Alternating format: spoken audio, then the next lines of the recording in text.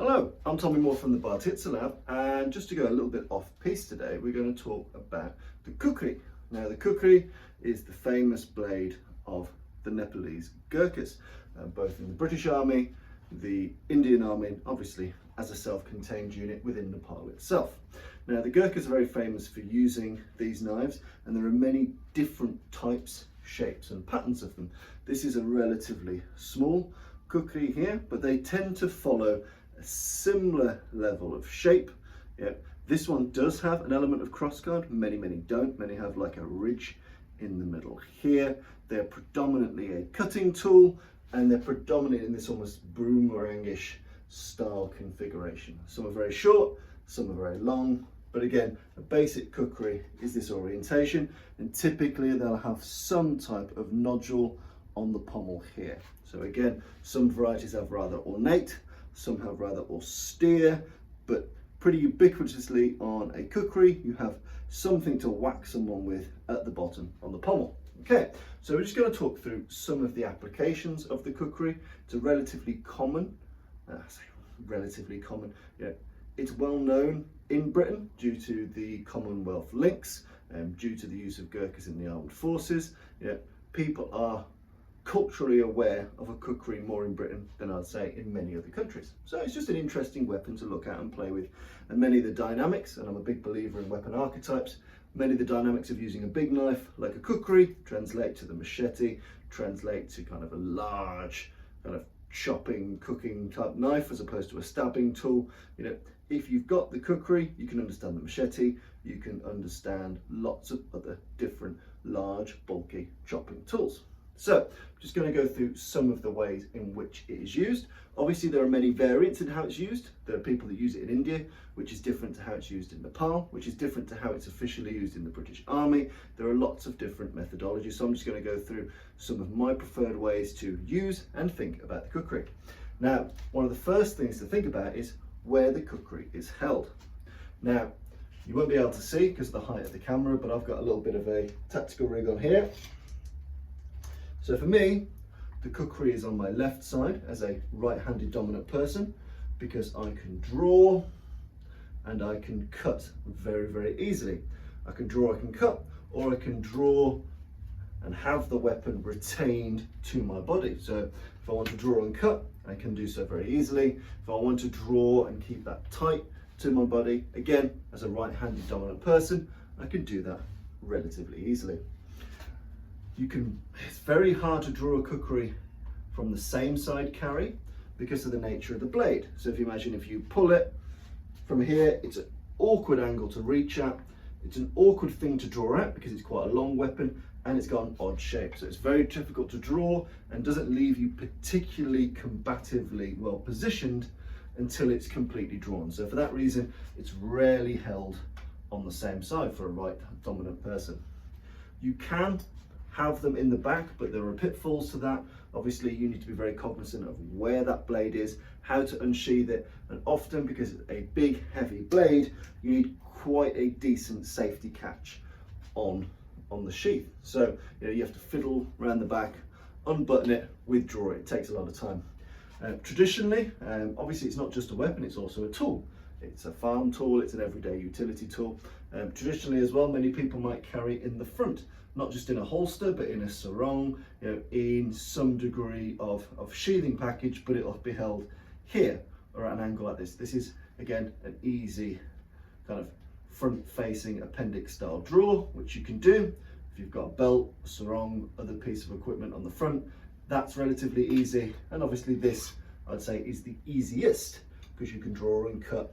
It's very instinctive, crossbody draw, nice and simple. So as a rule, Kukri, not held here, not held around the back, most often from a cross draw, or sometimes traditionally from the front. Okay, its usage, as I mentioned, it's used as a weapon of war, so close-up fighting, and again, a lot of the wars, the imperial wars that Britain have been involved in, where the Gurkhas have been used, often as a weapon of last resort, not first resort. They are, when all's said and done, crack shot riflemen, super fit people from Himalayan regions. They're not going to just default to this because of tradition, but these are a very useful close-up fighting tool, especially in areas of low visibility, so jungles, forests and so on. You can suddenly find yourself very, very close where a weapon like this is still very, very useful. Okay, one of the main things about using a kukri is that, as you'll notice, it's got an awkward thrusting line. So if you imagine in a normal knife, I have a very clear line from my wrist to the point. Here, because of the bend, it is still possible to thrust, and indeed thrusts are recorded and known for being used with this, but it's predominantly a cutting, a chopping weapon. So it's just something to bear in mind, that whilst it does have a wicked point and it will go in anything that you drive it at, it's not necessarily the most scientifically aligned point, and you will need to manipulate your wrist and how you thrust to get an optimum thrust out of it. You know, very, very simply, there are lots of different cutting angles you can follow. Some of the most basic and conducive for this, obviously diagonal blows like so. So nice and easy along that diagonal line. Horizontals, again, nice and easy, because it's a big heavy chopping weapon. Sometimes it comes outside of the box of your personages. That's fine. It's a flowing tool. It's a flowing tool. So with a smaller knife, obviously you want to stay within the box of your body and be short, sharp, and more puncturing and short, sharp slashes. With this, you can cleave. You can cleave. So whether on a diagonal line or a horizontal line, it's relatively easy to do. Often you'll see a lot of the Gurkhas practice two-handed. So they'll practice snap cuts. So what I mean by a snap cut is, let's say I'm fighting you, you also have a knife, or you're just pulling a gun. It's a short, sharp, one-handed chop on a diagonal or on a horizontal. You know, if you imagine you're moving through jungle, you're chopping, a snapping chop. Uses the shoulder, uses the wrist, uses some of the body, like so, but it's designed for speed, a snap cut. But what you'll find in traditional Gurkha kukri usage is that whilst these are good for chopping hands, chopping limbs, or chopping at the face, the coup de grace is typically two-handed with a step. So when you're practicing, get used to chopping at the limbs, chopping at the limbs, chopping at the face.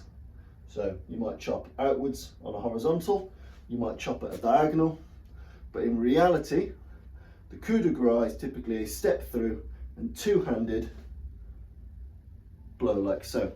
There's a video that you might see, British Army Gurkhas in training, and he's talking about, we're always thinking of beheading that opponent. It's not necessarily, you know, it's not easy to behead someone with anything really. You know, with a heavy axe and their head against, you know, a plank of wood, yes, you can do it, but you know, beheading people is very, very tricky. But it's the impetus, it's the mindset to be beheading someone. It's the mindset that you're driving everything you've got through that strike. So while they talk about beheading strikes, in reality they're not, or you know, very rarely would be. It's about the mindset of I'm smashing through that opponent. So you've got snap cuts, which again follow lines, diagonal, diagonal, horizontal, horizontal. You've got long cuts. So again, these are where you've got a bit more room to maneuver and you can use a bit more footwork, but traditionally they are a lead up to a two-handed step through cleave. So snap cut, long cut. I might then return to do a step through cleave. Okay, so just something to think about, that these weapons, whilst they look and feel one-handed, often they do have a long area here for you to grab the bottom. You know, even if you've got relatively big hands, you can hand and a half this weapon relatively simply and efficiently. So it's just something to think about when using the kukri: snap cuts, long cuts, and two-handed chops here. And again, this is done with utmost aggression and intent. You're really driving through and using the weight of the weapon. You know, the weapon knows where it wants to go. It's a heavy tool, it snaps down, the weapon does its business, your hand merely just follows it.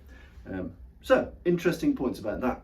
Other interesting points about the kukri is that often when used for blocking or parrying, typically that's done whilst reinforcing the blade. It has a one-handed tool, or predominantly one-handed tool, you know, 2 hands for the coup de grace, but in reality, often 90% of the use of this will be one-handed. When blocking, there are 2 different schools of thought, 2 different methodologies. You'll see people palming the blade, like so. You'll see people using the forearm of the blade, and you'll see a fully closed lock of the blade. So palming the blade, which I personally don't like because it exposes all the nasty things along here, but you do see this. You do see this. You also see the forearm, again blocking, keeping nice and tight wherever that goes. You know, think of it like a doorway. You can block and support, or closed triangle where you're grabbing your own wrist and you support it this way, and again you're keeping it strong. And the reason you're doing that is, as a one-handed tool against a powerful strike, it can be moved, so people can chop and stab relatively easily if you don't be robust with your blocking and your parrying of this particular tool.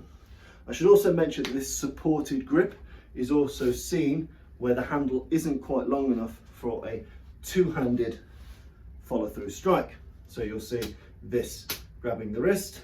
Notice not using the thumbs on top, grabbing the wrist and stepping through. So I'm still getting all of the impetus of a 2-handed cleave, but I'm doing so with the support of the other hand.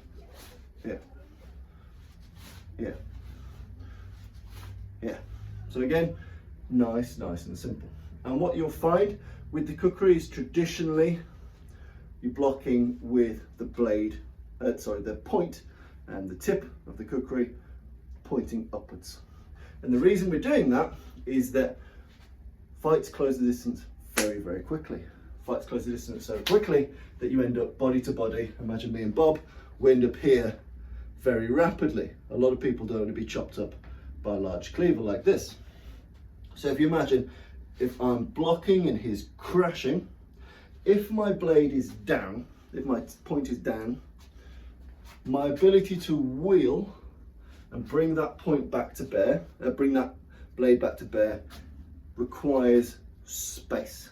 It requires space. If we end up in this fucked up tangle position here, and we're compressing, and my blade is down, in fact I'll hold it in this hand so you can see, and my blade is down, I need to make a little bit of space to chop outwards, and I need to make a whole lot of space to thrust inwards. So, you know, naturally in combat people crash into each other at extreme close range, but by blocking, keeping the point up, no matter how you reinforce that blade, even if we end up in this really fucked up close position, my ability to bring the point online and thrust in is relatively easy.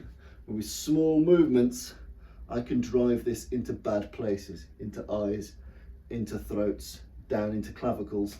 I can manipulate this blade. So while sometimes it might feel more comfortable to block in this way, sometimes people find that more powerful, or they feel stronger in that position fleetingly. I'm holding it here, but obviously it's a fleeting movement. Whilst you might feel that you've got some increased strength, in reality, as soon as you end up in that crush, your ability to deploy the weapon is vastly depleted, vastly diminished. So blocking with the point upwards means that I can drive the point in at any angle. Even if we're extreme close range, we couldn't get any closer unless we were making love, I can still drive this point in because I've blocked and I've crashed with the point facing up. So even at extreme close quarters, I can drive this in and do the work it needs to be done. So summarize the kukri. You've got short, sharp snap cuts, typically at hands and at face. You've got longer, traditionally diagonal or horizontal. You don't get many upward sweeping angles apart from the first draw.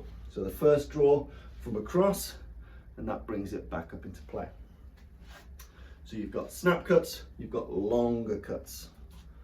Thrusting with the weapon is made somewhat difficult due to the nature of it. Therefore, you've got different ways of doing it. Palm down thrusting tends to bring itself back into line. So palm down thrusting brings itself into line. and as a matter of fact, both does palm up. So palm down thrusting, palm up thrusting tends to bring that point a little bit closer in line. It gives you a more efficient stab. Palm down tends to be a longer range stab with the tool. So for maximum range, a palm down stab with this makes a lot of sense. You can also do this underhand version here. A more traditional stab like so is a little bit harder to achieve, but very rarely would you feel the need to do it this way, especially to the body, much more likely to get between the ribs if you find the ribs encounter you, like so. Another thing is obviously you've got short, sharp, upward thrusts with the kukri too. So if you find yourself in the fucked up tangle and the weapon is drawn, someone's fouled your draw, you can bring the point up and drive it this way.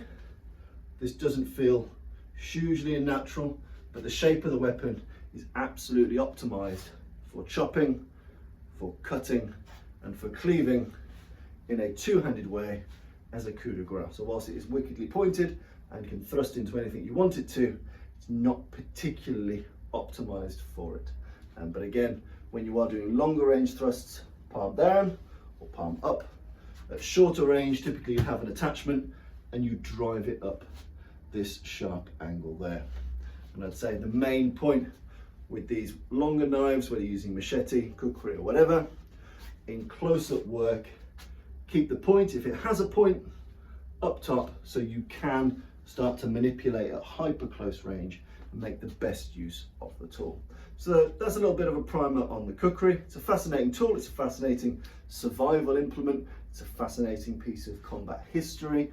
You know, there's not much of, say, a lineage in people practicing or using the kukri. You've got British Army kind of official techniques and drill, but some of those suffer from the consequence of being a little bit ornamental, a little bit regimented to get you used to moving, not necessarily combat aligned. But what you do see is supported blocking, you see lots of cut work, you see lots of cleave work, you see limited amounts of thrusting, and you see good strong cross draw action to bring yourself into the fight. And as a rule, with a longer bladed weapon, any longer bladed weapon, typically you'd have the weapon hand forward and the dominant leg forward. You don't necessarily want a non-dominant leg and hand forward because this is a cleaving, chopping tool.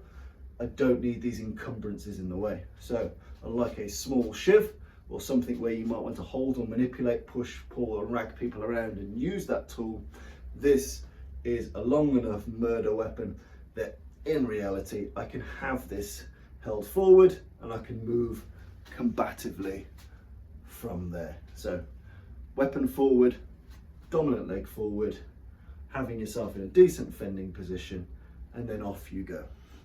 But very often with the cleaving strikes there is a passing step, a step forward, so coming through and crashing through from whatever leg you're standing on. There's typically always a step through, and there is very, very often a step through on a longer thrust too. So things to bear in mind, things to play with, fascinating tool, get one, give it a go.